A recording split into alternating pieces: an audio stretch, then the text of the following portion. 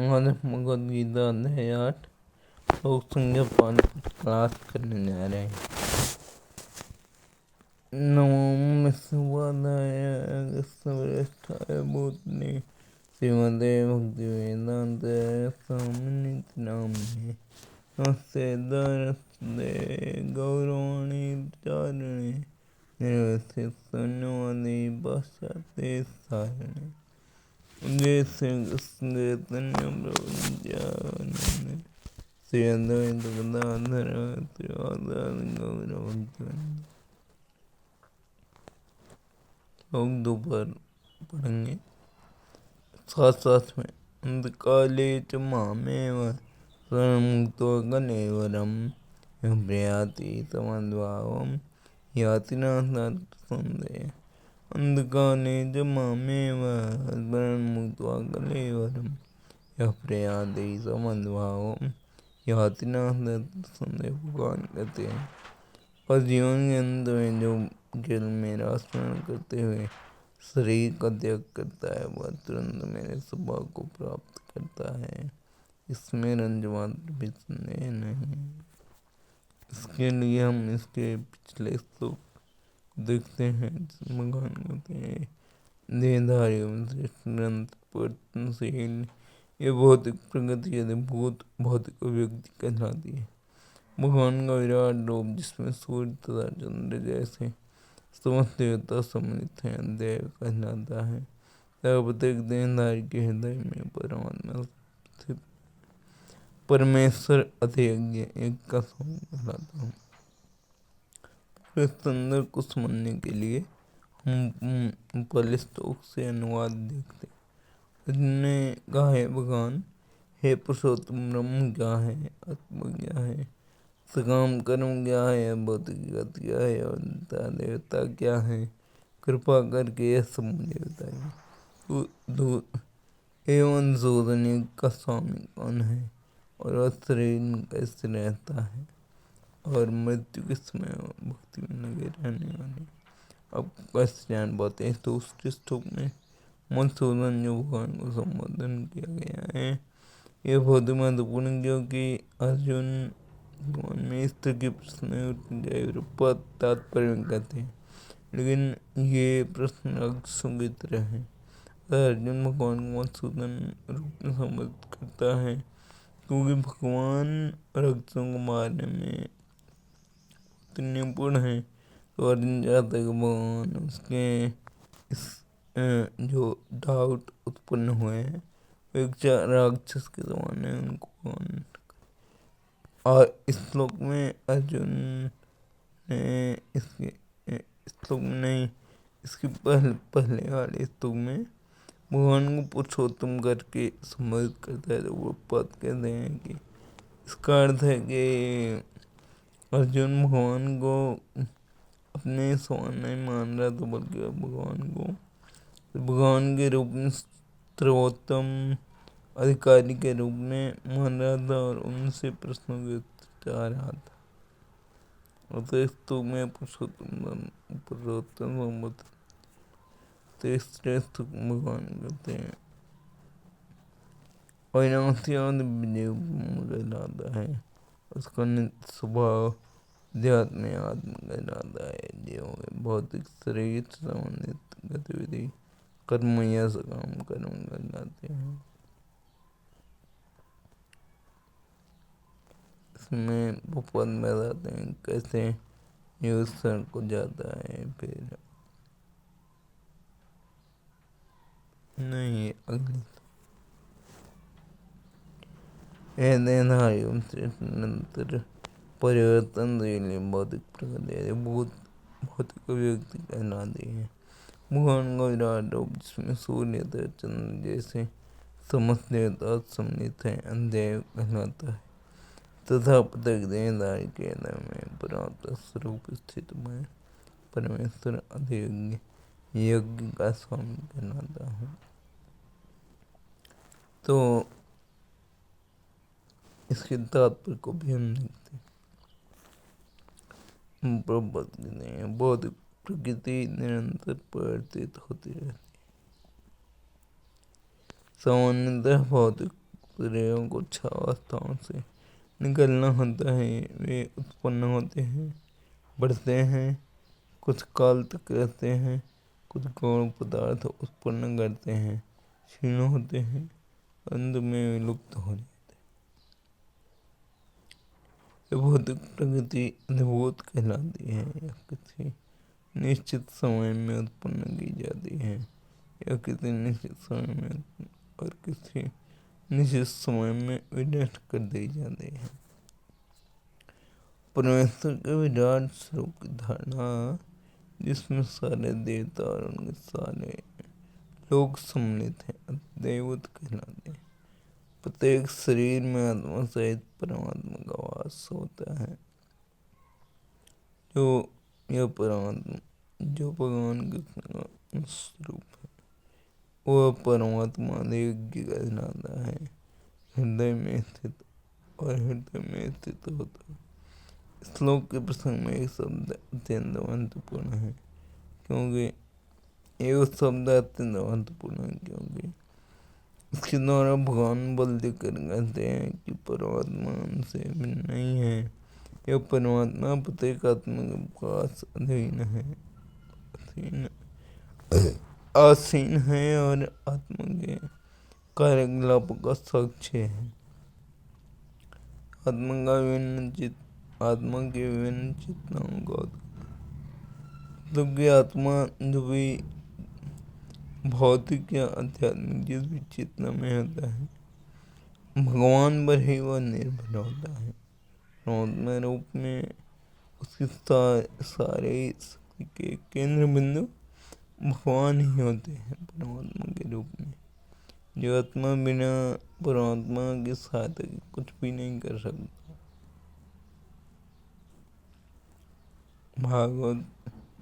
भागवतम में 7वें स्कंद में प्रहलाद महाराज के प्रसंग में इसका वर्णन है। जब हिरण्याक्ष के मारे जाने पर हिरण्यकशिपु अपनी हिरण्याक्ष की पत्नी रोसमानु और अपनी माँ को समझा रहा था, तो उस समय वो उसी नरेश की कथा उनको सुनाकर शांत कर रहा था। तो उस कथा में यमराज के प्रसंग में यमराज जी कहते हैं उसी पत्नियों से कि तुम लोग व्यर्थ ही सुख कर रही हो। क्या मतलब है, तुम कितने भी समय सुख करो, ये तो उठने वाला नहीं है। और तुम कह रहे हो कि ये तुम्हारा रक्षक है, जबकि मैं यहाँ इस जंगल में अकेले रह रहा हूँ, बालक हूँ, और भगवान मेरा पालन पोषण कर रहे हैं। मेरे माता पिता कौन है मुझे पता ही नहीं है। तो बिना परमात्मा के जीवात्मा कुछ भी नहीं कर सकते। उस प्रसंग में ऐसा बताते हैं महाराज जी उस नरेश को। परमेश्वर के निवेद स्वरूप के सारे कार्य उत्कृष्ट महावीर को स्पष्ट हो जाते हैं। परमात्मा प्रत्येक आत्मा को मुक्त भाव से कार्य करने की छूट देता है। तो भगवान हमारी स्वतंत्रता में किसी तरह का हस्तक्षेप नहीं करते हैं,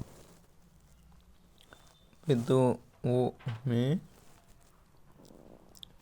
हमारी अल्प स्वतंत्रता का पूरा उपयोग करने देते हैं। अगर हम चाहें तो भौतिक शक्ति में रह सकते हैं, हम चाहें तो आध्यात्मिक शक्ति में अपने आप को हस्तांतरित कर सकते हैं। तो हमारी अल्प स्वतंत्रता में भगवान किसी भी तरह की क्षेप नहीं करते हैं,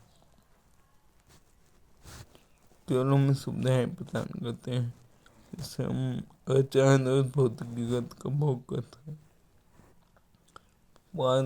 उदाहरण देते हैं 5वें अध्याय के 15वें श्लोक में। इस तरह से वर्षा पृथ्वी पर समस्त प्रकार की वनस्पतियों का स्रोत होते हैं। साथ बिना वर्षा के कुछ भी नहीं हो सकता, कोई पेड़ पौधा नहीं उग सकता है। लेकिन वर्षा उनकी विभिन्न प्रकार की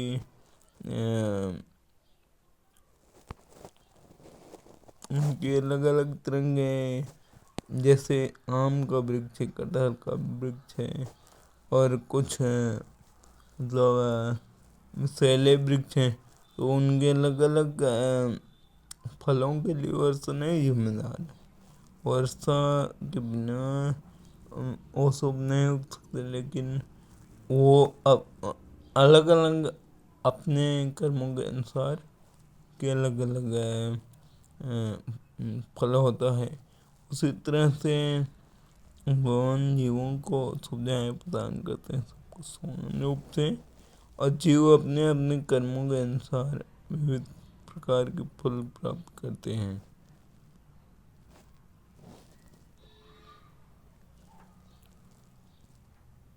तो परमात्मा प्रतीकात्मक को मुक्त भाव से कार्य करने में छोड़ देता है और उसके कार्यों पर निगरानी रखता है। परमेश्वर के विविध स्वरूपों के सारे कार्य उस कृष्ण भावित को सदा स्पष्ट हो जाते हैं, जो भगवान की दिव्य सेवा में लगाए जाते हैं।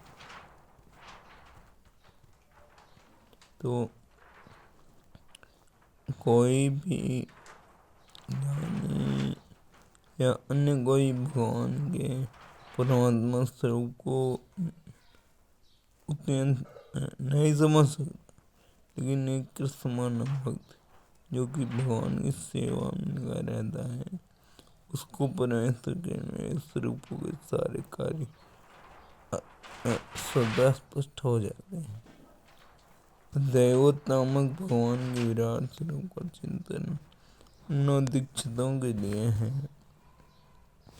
भगवान के परमात्मा स्वरूप तक नहीं पहुंच पाते हैं, अतः उन्हें परामर्श दिया जाता है कि वे उस विराट पुरुष का चिंतन करें, जिसके पांव अधोलोक हैं, जिसके नेत्र सूर्य और चंद्र हैं, जिसका सिर उच्च।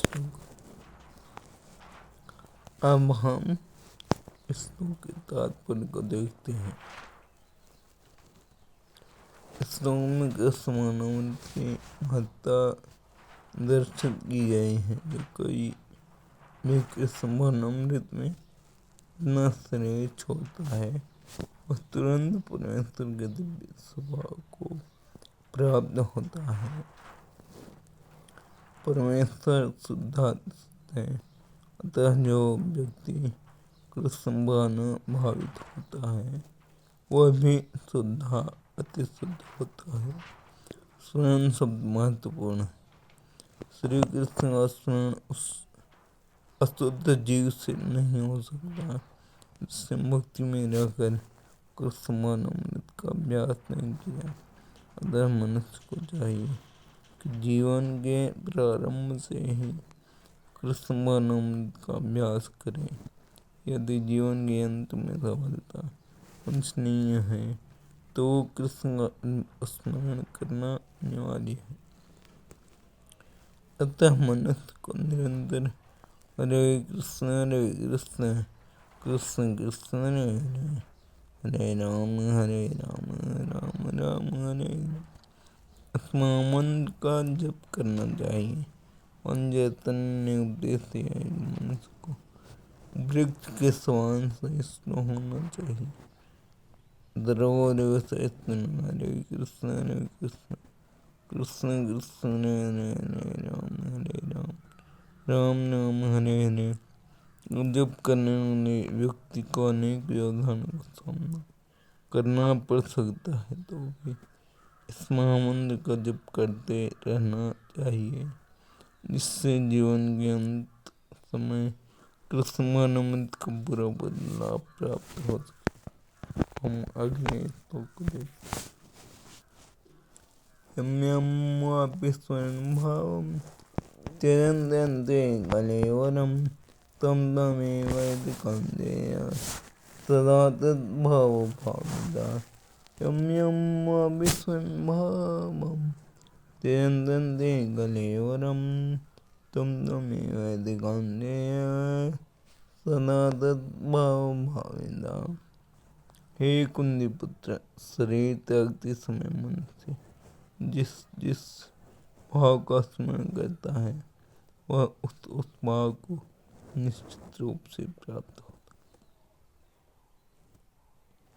है। भगवान बताते हैं कि हम शरीर तक जो स्मरण करेंगे उसके अनुरूप हमें जो है अगले जीवन में शरीर की प्राप्ति होगी। तो तात्पर्य हम देखते हैं यहाँ पर मृत्यु के समय अपना स्वभाव बदलने की विधि का वर्णन है। जो व्यक्ति अंत समय कृष्ण का चिंतन करते हुए शरीर त्याग करता है उसे परमेश्वर का दिव्य स्वभाव प्राप्त होता है। किंतु ऐसा सत्य नहीं है कि यदि कोई मृत्यु के समय कृष्ण के अतिरिक्त और कुछ सोचता है तो उसे भी दिव्य अवस्था प्राप्त होती है। हमें इस बात पर विशेष ध्यान देना चाहिए। तो फिर कोई मन की सही अवस्था में किस प्रकार मरे। महापुरुष होते हुए भी महाराज भरत ने मृत्यु के समय हिरण का चिंतन किया, अतः अगले जीवन में हिरण के शरीर में उनका देहांतरण हुआ। यद्यपि हिरण के रूप में उन्हें अपने विगत कर्मों की स्मृति थी किंतु उन्हें पशु शरीर धारण करना ही निसंदेह मनुष्य के जीवन भर के विचार संजित होकर मृत्यु के समय उसके विचारों को प्रभावित करते हैं। अतः इस जीवन से उसका अगला जीवन बनता है। अगर कोई इस जीवन में सतगुणी होता है और निरंतर कृष्ण का चिंतन करता है तो संभावना यही है कि मृत्यु के समय से कृष्ण का स्मरण रहे। इससे उसे कृष्ण के दिव्य स्वभाव को प्राप्त करने में सहायता मिलेगी। यदि कोई दिव्य रूप से कृष्ण की सेवा में लीन रहता है तो उसका अगला शरीर दिव्य आध्यात्मिक ही होगा, भौतिक नहीं। तो जीवन के समय अपने स्वभाव को सफलतापूर्वक बदलने के लिए हरे कृष्ण कृष्ण कृष्ण हरे राम राम राम हरे हरे जब करना श्रेष्ठ विधि है। तो का अर्थ स्पष्ट है। हम अगले श्लोक को देखते हैं। तस्मात् सर्वेषु कालेषु मां मनुस्मरयुध्य मय्यर्पितमनो बुद्धिर्मामेव संदेह। तस्मात् सर्वेषु कालेषु मां मनुस्मरयुध्य मय्यर्पितमनो बुद्धिर्मामेव संदेह। अतः हे अर्जुन, तुम्हें सदैव कृष्ण रूप में मेरा चिंतन करना चाहिए और साथ ही युद्ध करने के कर्तव्य को भी पूरा करना चाहिए। अपने कर्मों को मुझे समर्पित करके तथा अपने मन एवं बुद्धि को मुझे में स्थिर करके तुम निश्चित से मुझे प्राप्त कर सको। हम देवता पर भी आते हैं। अर्जुन को दिया गया यह उपदेश भौतिक कारणों में व्यस्त रहने वाले समस्त व्यक्तियों के लिए बड़ा महत्वपूर्ण है। और ये नहीं कहते कि कोई अपने कर्तव्यों को त्याग दे। मनुष्य उन्हें करते हुए हरे कृष्ण का जप करके कृष्ण का चिंतन कर सकता है। इससे मनुष्य बहुत कलमश से मुक्त हो जाएगा और अपने मन तथा बुद्धि को कृष्ण में प्रवृत्त करेगा। कृष्ण का नाम जप करने से मनुष्य परम धाम कृष्ण को प्राप्त होगा, इसमें कोई संदेह नहीं। क्लेश आते हैं। अभ्यास योग युक्तेन चित्सानुगामिना परमं वर्षं नेभ्य यानि बाधानुचिन्तयन्। हे पार्थ, जो व्यक्ति मेरा स्मरण करने में अपना मन निरंतर लगाए रखकर भाव से भगवान के रूप में मेरा ध्यान करता है, वह मुझको अवश्य ही प्राप्त है। तात्पर्य देखते हैं। इस श्लोक में भगवान के सबने स्मरण किए जाने की महत्ता पर बल देते हैं। महामंत्र हरे कृष्ण का जप करने से कृष्ण की स्मृति हो आते हैं। भगवान के शब्दोच्चार ध्वनि के जप तथा श्रवण के अभ्यास से मनुष्य कान जीव तथा मन व्यस्त रहते हैं। इस ध्यान का अभ्यास अत्यंत सुगम है और उससे परमेश्वर को प्राप्त करने में सहायता मिलती है। पुरुषम का अर्थ भोगता है। यद्यपि सारे जीव भगवान की तरफ आ सकते हैं, किंतु वे बहुत कलमश से युक्त जीव अपने आप में शुद्ध हैं, लेकिन वर्तमान अवस्था में बहुत कलमश से युक्त, क्योंकि वे स्वयं को भोक्ता मानते हैं, जबकि वे होते नहीं। भोक्ता तो एकमात्र कृष्ण ही है। यहाँ पर स्पष्ट उल्लेख है कि भगवान ही अपने भिन्न स्वरूपों तथा नारायण वास्तववादी सांसों के रूप में परम भोक्ता। भक्त हरे कृष्ण का जप करके अपनी पूजा के लक्ष्य परमेश्वर का उनके किसी भी रूप नारायण कृष्ण राम आदि का निरंतर चिंतन कर सकता है। ऐसा करने वह तो जाता है, पर निरंतर जप करते रहने जीवन के अंत में वह भगवत धाम को जाता है। योग अंतःकरण की परमात्मा का ध्यान है। इसी प्रकार हरे कृष्ण के जप द्वारा मनुष्य अपने मन को परमेश्वर में स्थिर करता है। मन चंचल है, आवश्यक है कि मन को बलपूर्वक कृष्ण चिंतन में लगाया जाए। प्रायः उस एक प्रकार की कीट का दृष्टांत दिया जाता है जो तितली बनना चाहता है, तो वह इसी जीवन में तितली बन जाता है। इसी प्रकार यदि हम निरंतर कृष्ण का चिंतन करते रहें तो यह निश्चित है कि हम सारे जीवन के अंत में कृष्ण जैसा शरीर प्राप्त कर सकेंगे। इसमें भगवान बताते हैं भगवत चिंतन करते कविं पुराणम् अनुसारितारम् अणोरणीयान् समनोस्मरेद्य सर्वसिद्धाधारम् अचिन्त्यरूपम् आदित्यवर्णं तमसः परमेश्वरम्। कविं पुराणम् अनुसारितारम् अणोरणीयान् समनोस्मरेद्य सर्वसिद्धाधारमचिन्त्यरूपम् आदित्यवर्णं तमसः परमेश्वरम्। मनुष्य को चाहिए परम पुरुष का ध्यान करोगे, पुरातन नियंता लघुतम से भी लघुतर प्रत्येक का पालन करता, समस्त भौतिक बुद्धि से परे चिन्ह तथा नित्य पुरुष के रूप में करें। सूर्य की भांति तेजवान है, इस भौतिक प्रकृति से परे दिव्य रूप। श्लोक में परमेश्वर के चिंतन की विधि का वर्णन हुआ है। सबसे प्रमुख बात यह है कि वे निराकार शून्य नहीं है। कोई निराकार शून्य का चिंतन कैसे कर सकता है, यह अत्यंत कठिन है।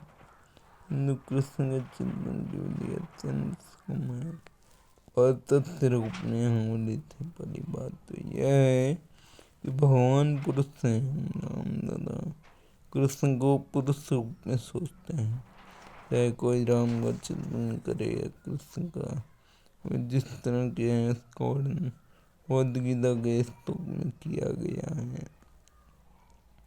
भगवान कवि है, साथ में भूत वर्तमान भविष्य ज्ञाता है, वे सब कुछ जानते हैं। प्राचीनतम है पुराण, क्योंकि ये समस्त वस्तुओं की आत्मा है।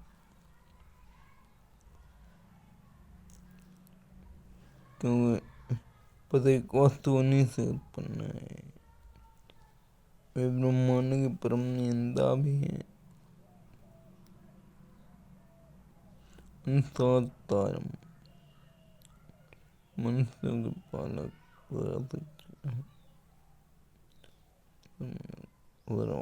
धातारम,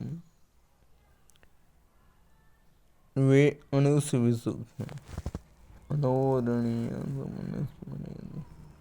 जीवात्मा बल के अग्रभाग के 10,000 उसके बराबर है, किंतु भगवान अचिंत रूप से इतने लघु है कि वे इस अणु के भी हृदय में विराज रहते हैं।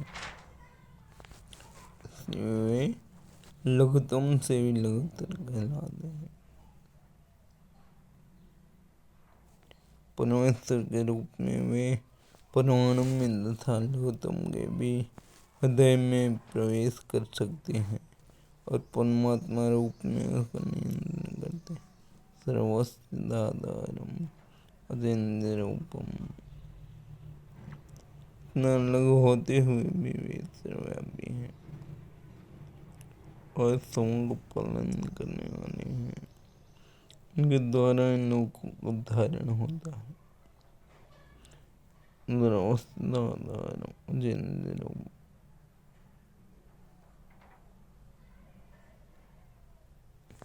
प्राय हम आश्चर्य करते हैं कि विशाल लोग इस परवाह में तैर रहे हैं। यहाँ यह बताया गया है कि परमेश्वर अपने अचिंत्य शक्ति द्वारा इन समस्त विशाल लोगों आकाश गंगाओं को धारण किए हुए हैं। सर्वस्याधारम अचिंत्यम, सुरंग में अचिंत्य शब्द अत्यंत सार्थक।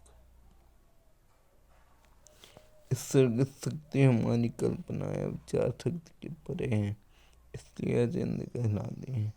इस बात का खंडन कौन कर सकता है? वे इस भौतिक जगत में व्याप्त हैं, फिर वे इससे परे हैं। आदित्य वर्णम तम परस्ताद, हम इस भौतिक जगत को ठीक ठीक नहीं जान पाते हैं। आध्यात्मिक जगत की तुलना में नगण्य है, तो फिर हम कैसे जान सकते हैं कि इसके परे क्या है? अचिंत्य का अर्थ है कि इस भौतिक जगत से परे, जिसे हमारा तर्क, नीति शास्त्र तथा दार्शनिक चिंतन छू नहीं पाता, जो अकल्पनीय है। अतः बुद्धिमान मनुष्य को चाहिए कि व्यर्थ के तर्कों तथा चिंतन से दूर रहकर वेदों, भगवद गीता और भागवत जैसे शास्त्रों में जो कुछ कहा गया है उसे स्वीकार कर लें और उसके द्वारा सुनिश्चित किए गए नियमों का पालन करें। इससे ज्ञान प्राप्त हो। आज के 5 श्लोक में एक जो प्रमुख बात है वह है भगवान ने चिंतन पर बल देते हैं कि अंत समय में उनका चिंतन करने से ही सारी समस्याओं से मुक्त हो जा सकते। और प्रभुपाद 4-5 तात्पर्यों में हरे कृष्ण मंत्र के जप पर बल देते हैं, जिससे हम भगवान को चिंतन बहुत ही आसानी के साथ कर सकते हैं और भगवान कोई अव्यवहारिक बात नहीं कहते, भगवान ये नहीं करेंगे अपना कार्य सब कुछ छोड़ के केवल मेरा चिंतन करो। आप अपने कार्य में लगे रहो, साथ ही हरे कृष्ण का जप करते रहो। इस तरह से उनका चिंतन करो। अंतिम श्लोक में भगवान ने बताया कि कैसे उनका चिंतन किया जाना है। भगवान लघु से भी लघुतर है, अर्थात जीवात्मा जो कि में भाग के 10,000 में भाग के तुल्य है, प्रभुपाद तात्पर्य में बताते हैं। भगवान इतने सूक्ष्म हैं कि उसके हृदय में भी प्रवेश करके उसका नियंत्रण करते हैं। भगवान यहाँ तक परमाणुओं के भीतर भी हैं और हम आश्चर्य करते हैं कि ये तो ग्रह कैसे तैर रहे हैं अपने आप हवा में। तो प्रभुपाद बताते हैं, भगवान तो बताते हैं उनकी शक्ति अचिंत्य है, भला इसके विषय में कौन खंडन कर सकता है। कौन कहते मैं सबका पालन करता हूँ, सबको धारण करता हूँ, अचिंत्य निरंतर। अब भगवान भौतिक जगत में होकर भी इससे परे हैं। इंद्रऊपम आदित्यवर्णम पर। और भगवान कवि हैं, वे भूत वर्तमान भविष्य सब कुछ जानते हैं। भगवान सबसे पुराणम सबसे प्राचीनतम है, क्योंकि ये इस जगत के समस्त वस्तुओं के उत्तम वे ही है। कविम पुराणम अनुसारम। भगवान इन सबका नियंत्रण करने वाले हैं।